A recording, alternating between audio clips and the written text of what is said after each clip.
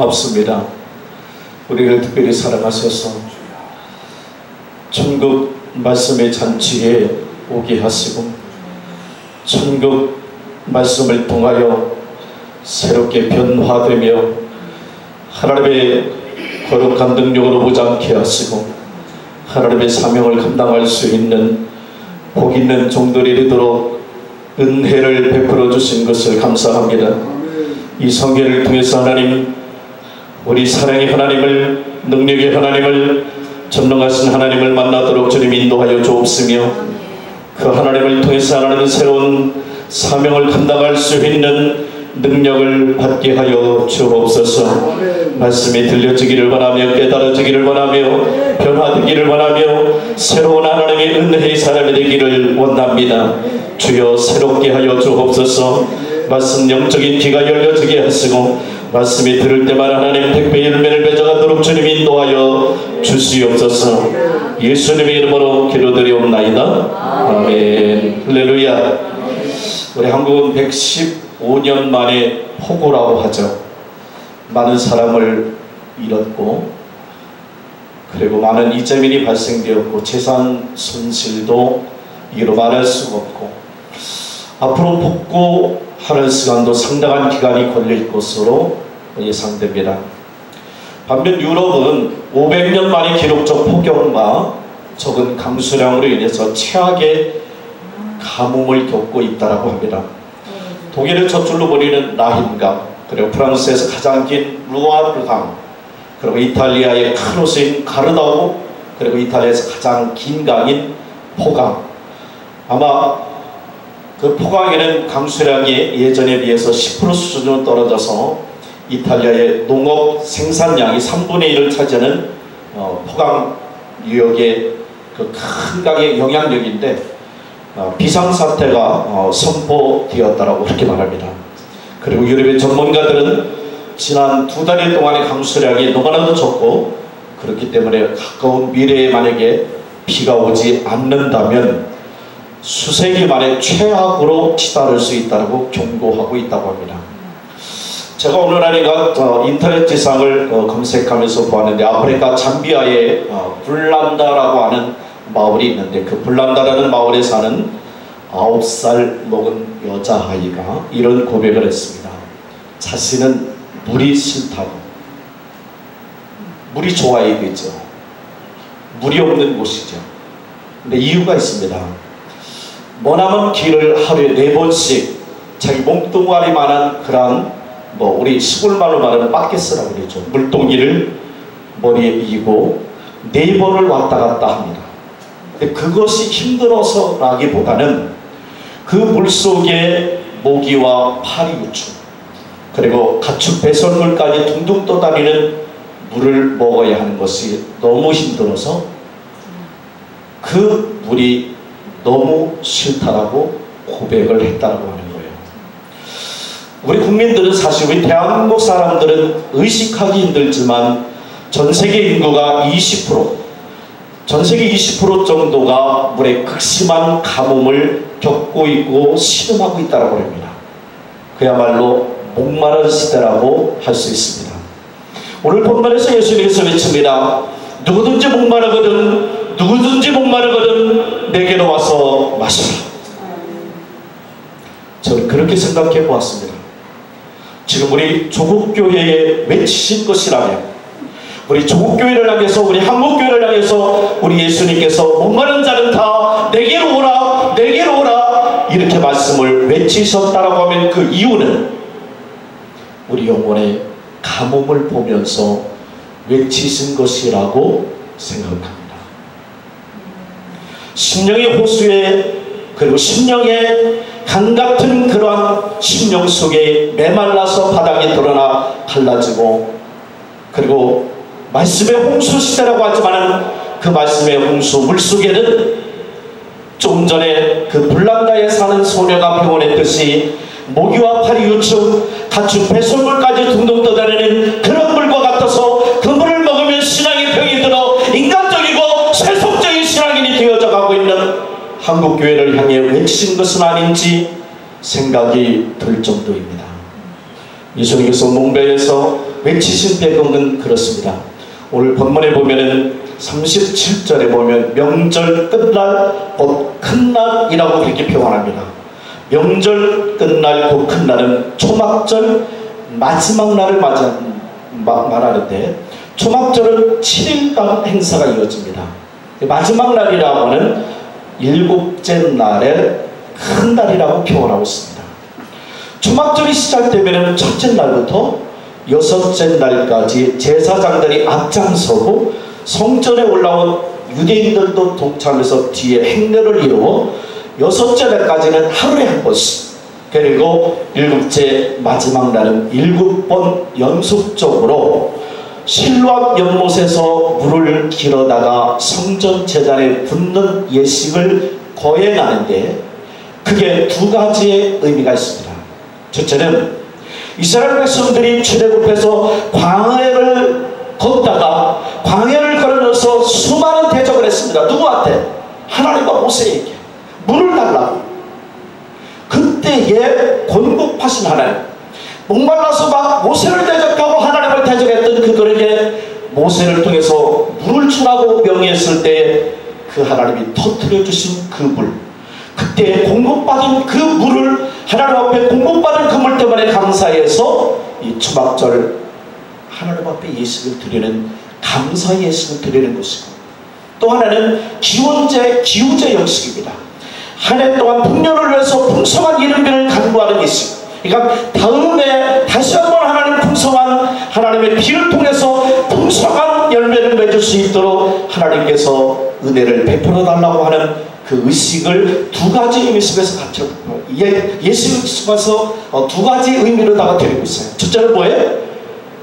예전에 광야 때 하나님께서 물을 허락해 주신 그 하나님 감사합니다. 이제는 다음에 다시 하나님께서 풍성한 비를 허락해 주셔서 하나님 다음에도 풍성한 곡식을 맺을 수 있도록 은혜를 베풀어 달라고 그렇게 예식을 거행하는 그 첫째 큰 날, 마지막 날, 그때 예수님께서 외치실 것인데, 그 두 번째에 풍년을 위해서 풍성한 비를 간구하는 그 예식에는 크게 두 가지의 의미가 있습니다.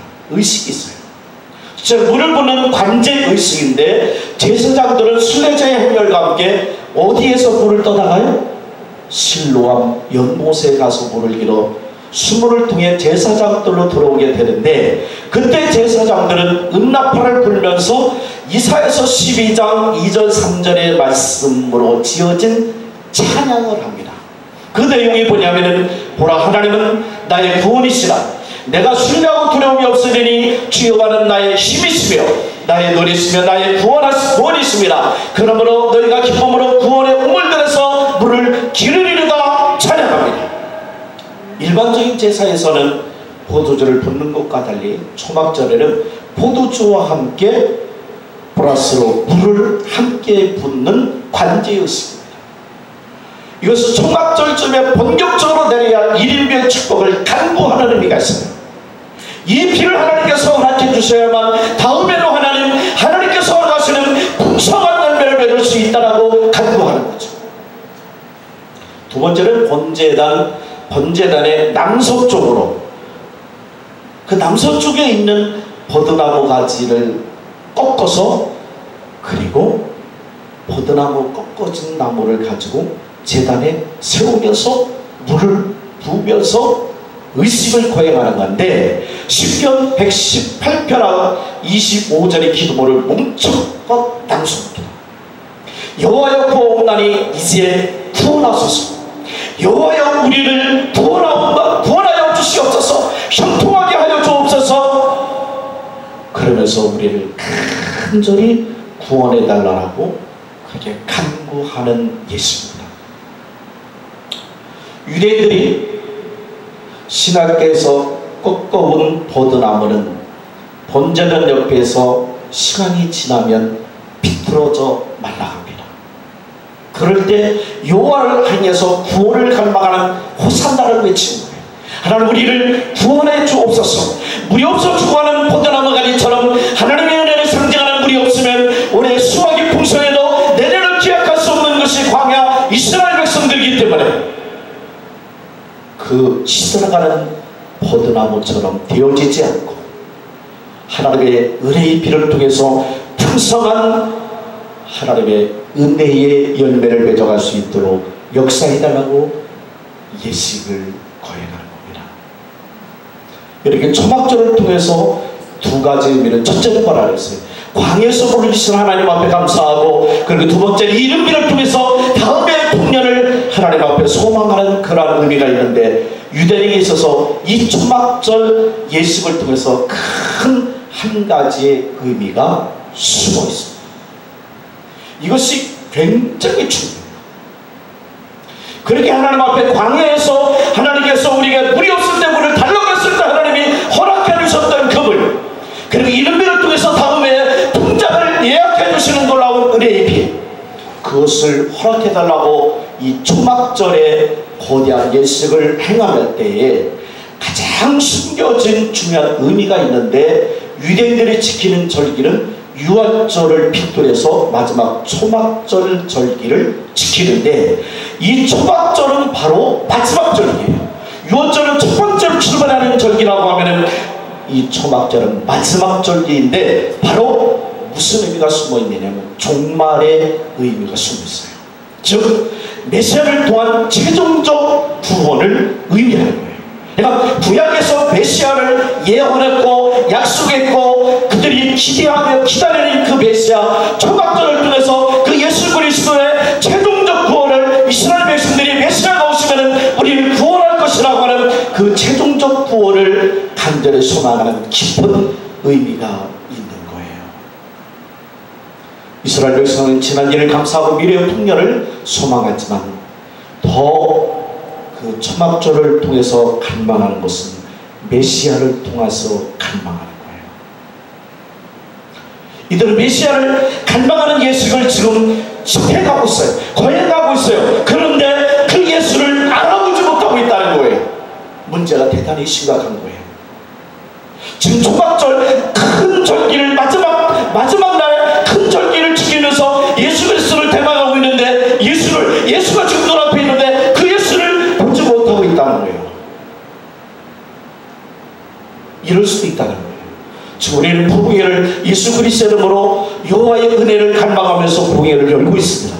그런데 이 부흥회를 통해서 부흥을 경험하지 못하는 것과 같은 이야기예요. 우리는 주일마다 말씀을 듣고, 그리고 부흥회 때 놀라운 말씀의 홍수 가운데 듣고 있는데, 이 부흥회를 통해서 부흥을 경험하지 못할 수 있다고 하는 거예요. 누구처럼? 메시아를 앞에 두고도 메시아를 볼 수 없는 유대인처럼. 이런 타이밍에 주님이 외친 것이에요.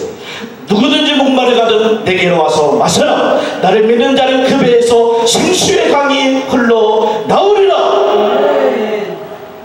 광야에서 그토록 갈망했던 그 생수, 북면을 위해서 그토록 갈망했던 그 생수, 그 생수는 진정한 구원을 주실 메시아 생수, 그 생수가 바로 너희들이 배척하는 바로 나다. 그 생수가 너희들 바로 앞에서 외치는 나다. 그 생수인 나를 믿으면 너희들이 예견치 못한 영육의 풍요를 누릴 것이다. 할렐루야. 그 생수인 나를 믿으면, 광야에서 너희들의 조상들이 마셨을 때 갈증을 해결해 주었지만 영원히 목마르지는 않았던 것처럼 해결해 주지 못한다. 그러나 나 메시아는 영원히 목마르지 않는 생명수가 될 것이다 라고 절규하면서 외치는 그 외침이 바로 오늘 목마른 자는 누구든지 다 나게로 나오라. 그러면 배에서 생수의 강이 넘치리라. 할렐루야. 오늘 예수님께서는 그 유대인들을 향해서 절규하면서 외치는 거예요. 그래서 이 생수를 받아 누릴 수 있는 자격을 얻는 자는 37절 하반절에 보면은 내게로 와서 마시라. 내게로 오라고 하는 것은 나를 믿으라고 하는 거죠. 나를 좀 믿어다오. 내가 예언되었는 바로 메시아가 바로 나타나는 거예요. 아버지께서 예언한, 구약에서 예언한 그 메시아가 바로 나타나는 거예요. 내게로 와서 나를 믿으라. 믿으면 배에서 생수의 강이 흘러나리라. 유대인에게 있어서 필요한 것이 있다면 지금 무엇이에요? 믿음이죠. 그런데 불행한 것은 믿음의 눈이 가려져 있다고 하는 거예요. 그러니 배에서 생수의 강이 흐르지 않고 하나님을 믿는다고는 하나 영적인 기쁨과 은혜 아무것도 누리지 못하고 있다고 하는 거예요. 그렇다면 우리는 예수를 믿고 있는데, 우리는 예수를 믿고 있어요. 예수 이름을 믿고 있어요. 그렇다면 저와 여러분은 배에서 생수의 강이 흐르느냐, 충만한 은혜를 누리느냐, 이거입니다. 그러므로 중요하게 생각해 보아야 할 것은 크게 두 가지를 생각해 봐야 됩니다. 하나는 믿음의 문제이죠. 유대인에게 있어서는 예수를 믿어야, 그 약속하신 메시아, 구약의 말씀 속에서 약속하신 그 메시아, 그 예수를 믿어야 영원히 목마르지 않는 생수의 강이 흐를 것이고, 우리는 믿고 있는데 중요한 건 어떻게 믿느냐입니다. 어떻게 믿느냐에 따라 영원히 목마르지 않는 생수의 은혜가 흐른다라고 하는 거죠. 어떻게 믿느냐가 문제입니다. 또 하나 깊이 생각해 봐야 할 것은 오늘 본문에서 예수님께서 말씀하시는 배에서 생수의 강이 흐른다는 때 배하고 강에 대해서 잘 알아야 됩니다. 배는 헬라어로 표현하면 코일리아, 히브리어는 베텔인데 신체의 한 중요한 부분을 말하는데, 이 배를 말하고 있을 때는 우리는 배꼽 중심이라고 했죠. 그래서 히브리인들이 독특한 표기법으로 배라고 표현하는 것은 중심을 말하고 있습니다. 우리도 알죠. 배꼽 하면 중심을 말합니다. 근데 중심이라고 말할 때 가장 내면에 자리 잡은 자를 말하는데, 이것을 좀 더 해석하면 예수 그리스도가 내 안에 들어오면 내 중심 안에서 예수 그리스도가 내 안에서 살아 움직이기 때문에 내 속에서 변화가 일어나고 내 속에서 변화된 그러한 삶의 모습이 현장에서 나타나는데, 현장에서 예수 그리스도가 내 안에서 변해서 내가 현장의 삶에 나타날 때 많은 사람들이, 저런 사람들은 사도행전 11장에서 말하는 바로 그리스도인이다, 저 사람은 예수님답다, 예수님 제자답다, 장로답다, 목사답다, 그러한 인격적인 삶의 변화를 일으킨 사람을 말하고 있어요. 그렇습니다. 성도가 단순히 예수만 믿는다고 하는 것이 아니라 믿고 난 후 전인격과 삶의 중심의 변화가 일어난 그 그리스도의 중심에 예수 그리스도에서 뭐라고 말씀하시느냐, 그 배에서 생수의 강이 흘러나리라. 예수 그리스도가 생수의 주인이시기 때문에 생수의 근원이신 예수님께서 우리 삶의 주인이 되시면 그분이 우리 속에서 기쁨 충만, 능력 충만, 은혜 충만, 하늘의 영적 기쁨으로 살아갈 수 있는, 영적 능력으로 살아갈 수 있는 은혜를 하나님이 우리에게 허락해 주신다라고 하는 의미예요. 그리고 강은 무엇이냐면, 이스라엘은 우리 귀한 지역이라는 걸 알죠. 강 개념도 우리의 강 개념하고는 전혀 다릅니다. 우리가 강이라고 하면 어느 정도 폭도 넓고 길이기도 길고 물량이 굉장히 많아야 강이라고 표현합니다. 그런데 이스라엘의 강은 그거보다는 조금 틀려요. 아니, 많이 틀려요. 이스라엘의 강은 어떤 부분이 있어야 강이라고 표현하냐면, 물이 많든 적든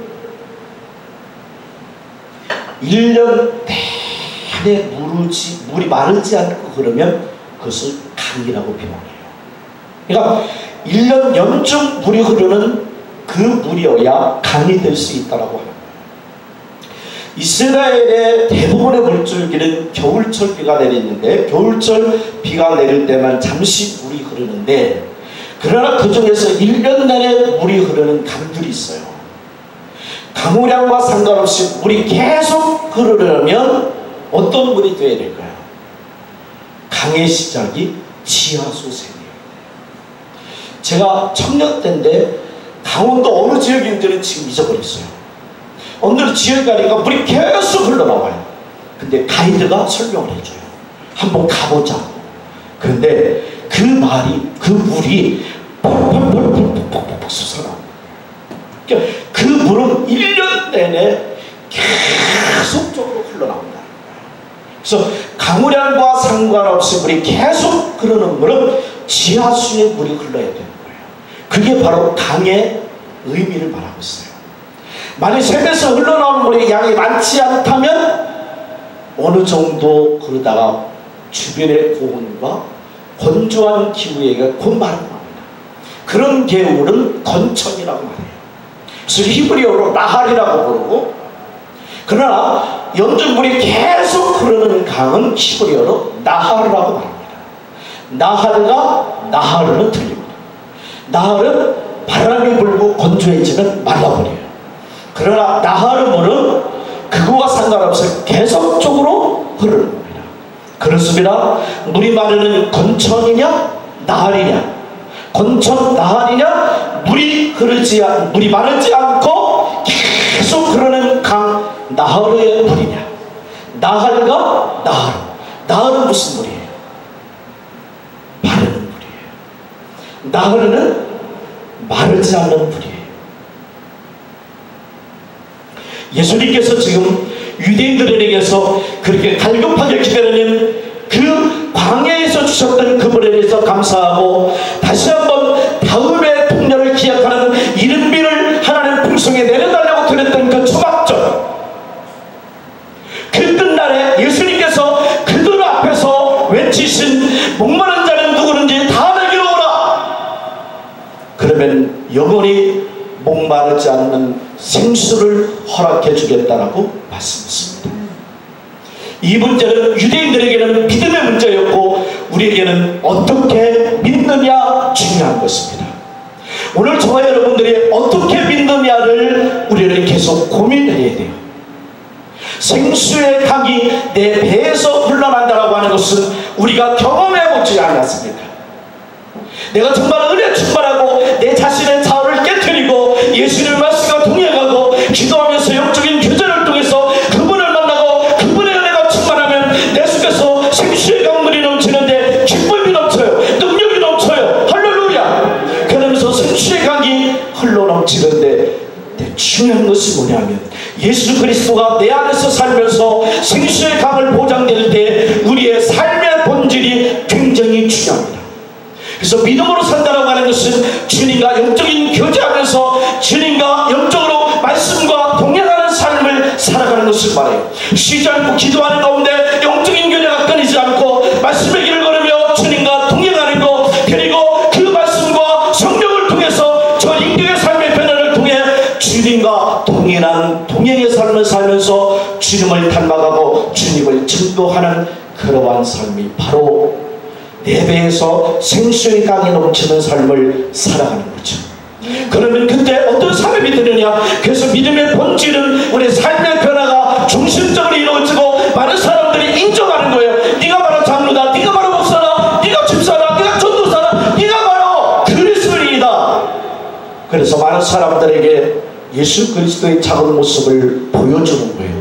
왜? 내 안에 예수가 들어와서 배에서 생수의 근원이신 예수께서 나에게 계속 지하수가 되어서 넘치는 물이 되게 하고, 그 넘치는 성령의 강한 임재가 능력이, 말씀의 능력이 우리의 삶을 변화시키고 그 삶의 변화의 모습을 통해서 많은 사람들을 사랑하고 축복하고 섬기며 헌신하고 봉사하며 생수의 강의 역할을 하는 거죠. 우리가 섬기고 사랑하고 봉사하고 축복하면 그 생수의 강물이 다른 사람들에게도 흘러가는 거죠. 아멘. 그래서 에스겔서 47장에 보면은 성전 비문에서 물이 흘러나옵니다. 처음에는 발목이에요. 두 번째는 무릎입니다. 세 번째는 허리입니다. 그 마지막에는 창이란 물이 되어서 물의 힘으로 살아가는 거죠. 강수의 힘으로 살아가는 거예요. 그 강수가 흘러갔더니 바닷물이 살아납니다. 바닷물에 어부가 다시 있고 그리고 물고기가 다시 살아나고 그 바닷물 가에는 나무가 열매를 맺는데 12달 계속적으로 열매를 맺어요. 그래서 그 나무의 잎은 약재로도 쓰이고 열매는 계속적으로 열리는 놀라운 역사가 일어나는 거예요.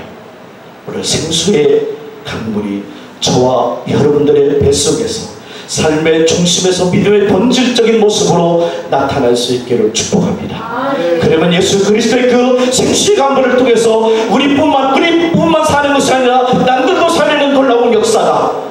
그래서 우리 성령의 생수가 흘러넘치는, 그래서 우리 이웃에게 그리고 우리의 사회 속에 우리 한국교회 속에 우리의 그 생수가 한국교회를 깨우는 놀라운 역사가 저와 여러분들을 하나님이 도구로 삼으셔서 예수 그리스도와 도구로 삼으셔서 우리를 통해서 하나님은 역사하시고 연배를 나타낼 수 있도록 축복하십니다. 기도하겠습니다. 주님, 오늘도 절규적으로 외치는 주님의 음성을 하나님 저희들과 우리 한국교회가 들을 수 있도록 주님 인도하여 주시옵소서. 유대인들은 믿음의 문제였다면 우리는 어떻게 믿느냐의 문제, 믿음의 본질적인 문제를 가지고 씨름하기를 원합니다. 앞으로 예수 그리스도가 내 안에 살면서 예수 그리스도를 통해서 주시는 영원한 지하수의 샘물, 그 지하수의 샘물을 많은 사람들에게 축복하는 하나님의 종들이 되도록 역사해 주시옵소서. 예수님의 이름으로 기도드리옵나이다.